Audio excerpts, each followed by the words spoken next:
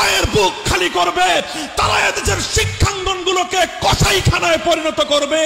আমার মায়ের সন্তানেরা পড়তে গিয়ে লাশ হয়ে মায়ের করে ফিরে আসবে। এমন ছাত্র রাজনীতি আমরা দেখতে চাই না। সংগ্রামী সাথী ও বন্ধুগণ, জানি এই কথাগুলো হজম করা বড় কঠিন আপনাদের জন্য, জানি এই কথাগুলো বলবার দায়ে আমাদেরকে অভিযোগের কাঠগড়ায় দাঁড়িয়ে যেতে হবে। কিন্তু একবার চিন্তা করুন সেই সন্তান হারা মায়ের কথা, একবার চিন্তা করুন যারা এভাবে টর্চার সেল তৈরি করেছে। বুয়েটের মধ্যে টর্চার সেল তৈরি হয়, সেই টর্চার সেলে ছাত্ররা ছাত্রদেরকে ধরে এনে পেটায়। এর চেয়ে বড় জাহিলিয়াত আর কি হতে পারে? Abu Jahl, Abu Lahab, Utba, সাইবারা টর্চার সেল তৈরি করেনি, ওরা প্রকাশ্যে পেটাতো। আর আজ স্বাধীন বাংলার মানবিক এই বাংলায় এই সকল দৃশ্য আমাদেরকে বুয়েটে দেখতে হয়, যেখানে মেধার বিকাশ ঘটে।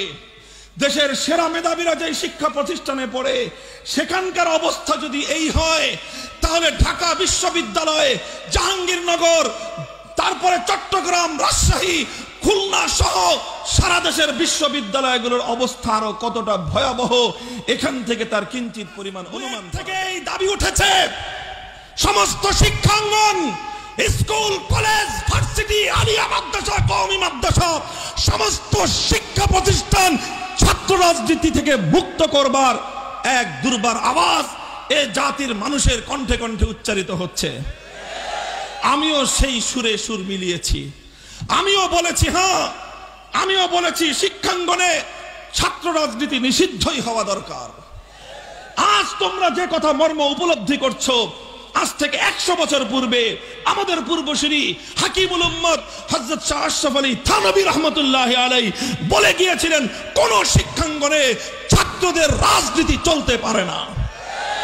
আমিও সে কথার সঙ্গে সুরে সুর মিলাই, শিক্ষাঙ্গনের ভিতরে ছাত্রদের কোন রাজনৈতিক কর্মকাণ্ড চলতে পারে না।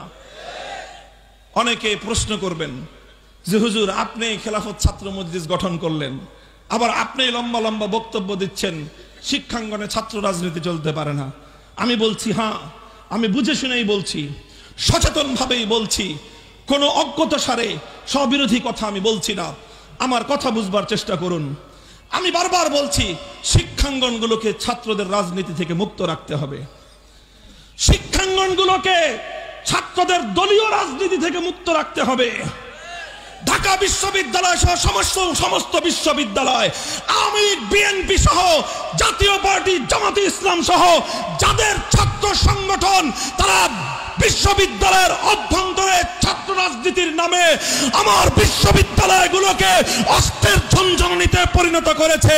আমরা দাবি তুলতে চাই, সমস্ত রাজনীতির আখড়া বিশ্ববিদ্যালয় থেকে উপড়ে ফেলো। আমাদের খেলাফত ছাত্র মজলিস কি হবে? আমি আবার বলি, প্রতিষ্ঠার প্রথম দিন থেকে আমরা বলছি খেলাফত ছাত্র মজলিস রাজনীতি চর্চার কোনো জায়গা নয়। খেলাফত ছাত্র মজলিস হলো একটি বৃহৎ পরিসরের